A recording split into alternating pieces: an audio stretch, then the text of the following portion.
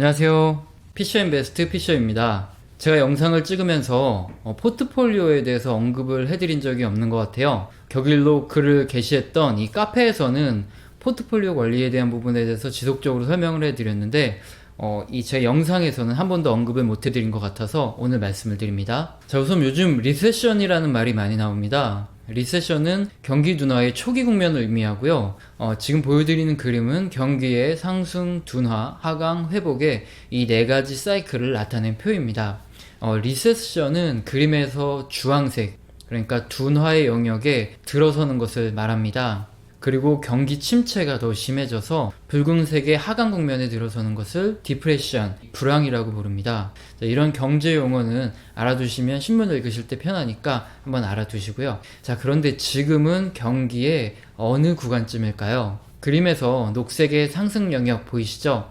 녹색의 상승 영역의 시작점을 0으로 놓고 최고 정점을 100으로 한다고 하면 지금의 경기 구간은 약 80% 이상의 어디쯤에 위치한 이런 구간입니다. 이것은 저의 개인적인 의견이 아니라 경제 지표를 근거로 한 우리 국내의 다수의 애널리스트들의 종합적인 의견입니다. 경기 확장의 후반 구간이라고 하고요. 영어로 레이트 사이클이라고 아마 뉴스9 신문에서 많이 보셨을 거예요. 지금 다수의 애널리스트들은 이 경기 확장의 후반부에 있다, 이렇게 보고 있다는 겁니다. 자, 그래서 경기의 정점이죠. 이 정점이 지나면 주가가 폭락을 하니까요. 정점까지 아직 후반부가 남아있다는 말이기 때문에 축제의 마지막을 이렇게 준비해야 될 시점이다, 이렇게 볼 수도 있습니다. 자, 그런데 너무 걱정하진 않으셔도 됩니다. 역사적으로 이 레이트 사이클, 경기 상승의 후반부는 연준의 기준금리 조절에 따라서 2년에서 4년까지 이렇게 연장이 되기도 했고요. 그리고 해당 구간에서 주식시장도 아주 가장 뜨겁게 타오르기 때문입니다. 자, 그렇다고 지금이 마지막 축제를 준비해야 한다고 전체 자산 중에서 100%를 주식형 자산에 담아두시면 안 됩니다. 노란색의 회복의 영역에서 주식형 자산의 비중을 80% 이상으로 높게 분배해도 상관은 없습니다.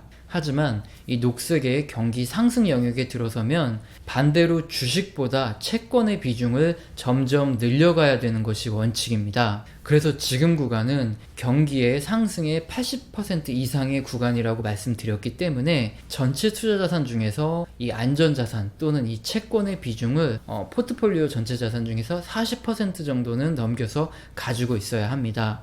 저는 경제 모니터링을 약 10년 이상 했고요. 그리고 일주일에 3번씩 제 카페를 통해서 그 관련된 지금처럼 이렇게 설명드리는 글을 계속 작성을 해왔습니다.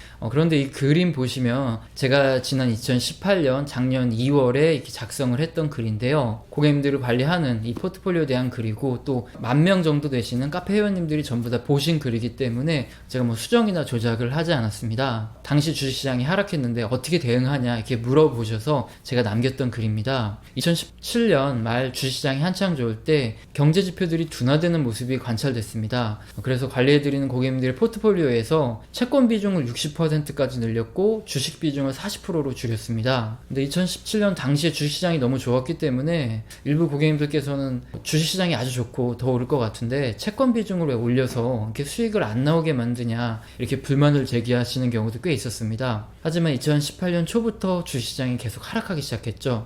당시에 이제 그림과 같은 글을 남겼었던 겁니다. 그리고 2018년 하반기부터는 단순히 경기가 좀 나빠지고 나서 저점이 관찰되는 이 경제 지표들이 확인돼서 당시 채권 비중을 60%에서 40%로 줄이고 주식형 자산 비중을 60%로 올린 다음에 지금까지 이제 포트폴리오를 유지를 하고 있습니다.